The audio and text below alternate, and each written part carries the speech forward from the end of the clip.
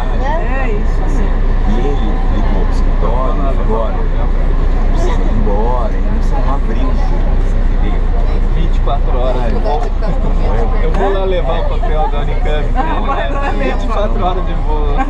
Aí no dia seguinte o pai dele foi lá. Chega lá e volta. E aí o pai dele, não sei se...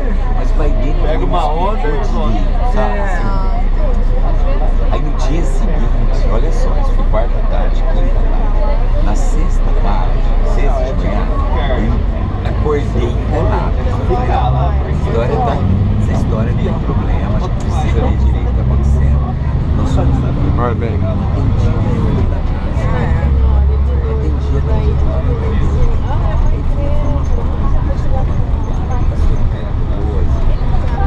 fiz um auê, assim. Aí eu deixei Uma casa no carboidrato. o WhatsApp dele. E a gente via que ele falava no WhatsApp. Ele tava online. Tava acessando. É. Aí eu deixei o que tava, cara, você lembra? Você nós estamos, enfim, se precisar de alguma coisa, a gente tá aí, né? Aí o pai,